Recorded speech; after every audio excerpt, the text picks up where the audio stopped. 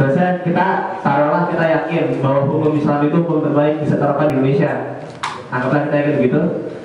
Terus kita lihat sekarang beberapa kelompok orang itu ingin mendirikan hukum Islam di Indonesia.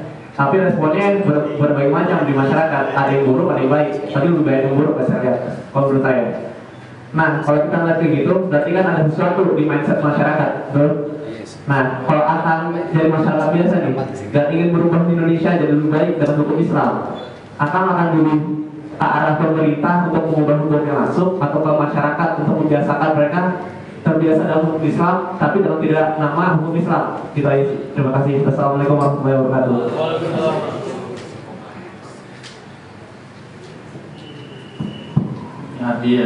Artinya pejuang syariah. Benar nih berarti karena ini di sini macam-macam orang ini. Ada anggota DPR, ada pejuang syariah. Kita tinggal di nego aja cuma dua gitu. Ya jadi gini ya, kita nih berkontribusi wilayahnya beda-beda ya. Tadi ada gambaran ya, Kantong Mercy tadi itu ya. Wilayah kita beda-beda, ada yang jadi pedagang, jadi pengusaha, perusahaan, ada yang kerjaannya riset. Termasuk di sektor ketiga itu adalah demonstran yang bekerja di luar birokrasi dan tidak berkepentingan ekonomi. Ya, demonstran-demonstran yang menggaungkan kampanye tertentu, baik penegakan syariat atau penegakan HAM, penegakan keadilan gender dan seterusnya, itu masuk ke sektor ketiga. Nah, ada yang kerjanya masuk ke birokrasi, menjadi politisi, menjadi birokrat, terus merintis karir dari jenjang ke jenjang. Nah, itu masing-masing aja gitu. Kalau bagi saya itu masing-masing. Bahkan di kalangan aktivis masjid kampus juga kan tipologi gerakan masjid kampus juga beda-beda ya. Ada yang menjadikan masjid itu sebagai gerakan perlawanan terhadap pemerintahan atau rezim yang zalim. Jadi di masjid ngumpul, gimana kita demo, kita jatuhin dia gitu kan. Ada yang menjadikan masjid kampus sebagai pusat gerakan intelektual, laboratorium. Kerjaannya bikin apa? Oh, bikin seminar-seminar kompetensi, talk show segala macam, bikin cerdas gitu kan. Ada yang menjadikan masjid kampus ini kayak gimnasium gitu, tempat olahraga gitu. Jadi sebentar habis sholat push up gitu kan. Atau mabit besoknya main bola gitu kan. Jadi ngumpulnya komunitas-komunitas olahraga. Tapi ada juga yang menjadikan masjid kampus ini tempat dia bersufiria gitu. Jadi asyik dengan malam zikir. Zikirnya juga tingkatannya luar biasa nih, ada gigi 1, gigi 2, gigi 3 gitu kan. Zikir kecepatan rendah apa mau tinggi lagi gitu kan. Itu bisa diatur. Artinya ini tipologi yang harus kita hargai. Nah, apakah kita memilih yang mana itu masalah sinergi aja. Nah, jembatan sinergi itu ada di mana? Adanya di musyawarah. Karena pada saat Hudaybiyah, teman-teman tahu ya, sejarah Hudaybiyah itu kontroversi banget. Karena Rasulullah dianggap berpihak pada non-muslim. Pada sejarah Hudaybiyah, sebelum adanya perjanjian Hudaybiyah, Rasulullah itu menanyakan, gimana pendapat kamu? Dan menanyakannya itu nggak hanya ke muslim, tapi juga ke non-muslim. Ini juga terjadi di Hilful Fudul, sejarah Hilful Fudul. Dan juga terjadi di masa penetapan poin-poin piagam Madinah. Jadi ada masalah musyawarah dan juga ada istisyarah istilahnya. Pengambilan pendapat dari yang ahli, konsultasi, atau turun ke lapangan turba. Malah kalau bahasanya anggota DPR pun dapil, kunjungan ke daerah pemilihan untuk asmara ya, aspirasi masyarakat. Gitu. Serat asmara gitu. Nah, ini bentuk-bentuk yang nantinya bisa menjembatani sinergisitas antara hobi-hobi, potensi-potensi yang ada. Jadi prinsip saya semuanya bisa. Tipologinya aja berbeda karena memang kita punya potensi beda-beda. Nah, bahasa saya tuh kalau jadi anak muda ya begitu. Bandel itu kan cermin energi. Nah, energi dia di mana? Yang menganggap dia bandel itu kan pasti yang punya energi berbeda gitu. Dan punya hobi yang berbeda. Oh, dia hobinya di sini. Terus dia dianggap bandel karena yang menilai adalah orang yang hobinya berbeda. Jadi yang sufi menilai yang agak belangsakan gitu ya. Oh, ini bandel.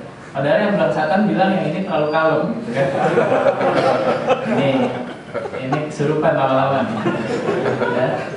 Jadi ini masalah tipologi aja. Gimana kita jembatani sinergisitas. Saya sih politisi saya. Saya lebih prefer politisi. Nah, tapi itu bukan yang terbaik. Jadi yang kampanye juga saya senang. Saya senang mengapresiasi mereka ya. Mereka punya kontribusi. Jadi dia ngomong, dia desok dari luar, kita kan tinggal eksekusi. Butuh tekanan juga dari luar. Pertanyaan berikutnya.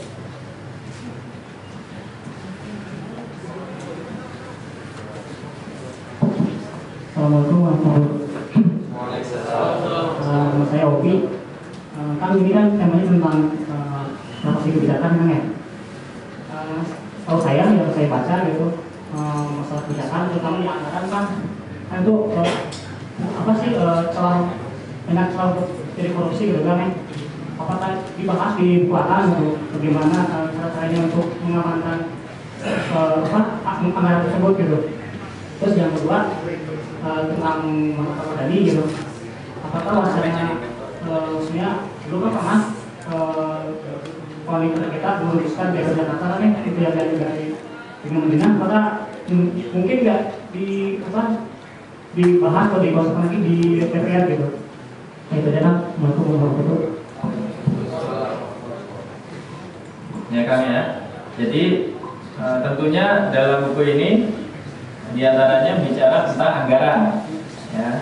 Tapi anggaran yang kaitannya sama anggaran pertahanan, anggaran politik luar negeri, dan anggaran intelijen. Nah, bagaimana anggaran itu diberikan efektif dan diawasi secara ketat. Bahasanya itu pengawasan konsentrik atau pengawasan melekat. Nah, emang paling bagusnya kalau bahasa pedagangnya ya beli dulu gitu. Baru nanti kita ngobrol lagi. Tapi prinsipnya di buku ini saya bilang dan saya berpihak pada pengawasan melekat, ya, karena pengawasan itu penting setelah dia diberikan anggaran, dan itu yang agak lemah. Jadi setelah diberikan anggarannya udah yang ditanya terakhir cuman di mana penyerapan, ya, penyerapannya gimana, dari sekian yang diberikan berapa yang terserap itu digunakan, yang nggak terserap berapa dikembalikan ke negara, atau yang tidak terserap itu menunjukkan besok jangan dikasih lebih dari itu. Buktinya yang kepake cuma segini. Misalkan dikasih 1000, dijajanin cuma 4000, cuma 400. Yang 600 berarti nggak penting. Besok dikasihnya jangan 1000, dikasih 300 saja. Contoh begitu. Nah, di sini juga dibicarakan tapi spesifik hal-hal yang sifatnya terkait penegakan hukum. Terus kemudian kepolisian, ya saya cerita tentang pemberantasan teror, tentang kepolisian, politik luar negeri, diplomasi dan seterusnya.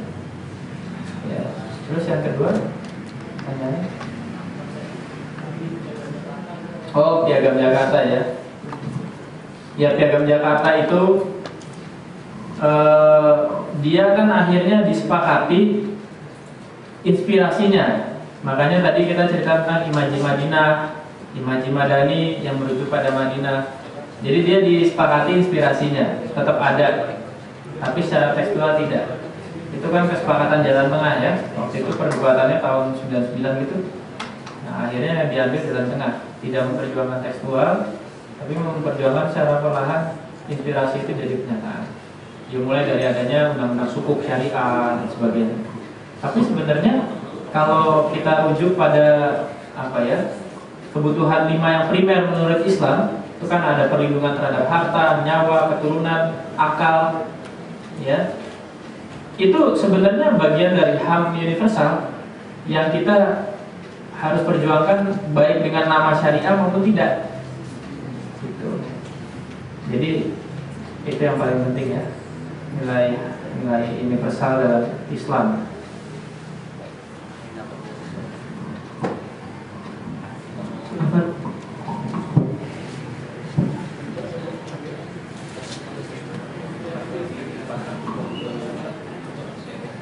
Bismillahirrahmanirrahim. Assalamualaikum warahmatullahi wabarakatuh. Perkenalkan, kan saya Desdiana Rifandi dari UPI. pertanyaannya seperti ini kan mungkin ketika ngomongin masalah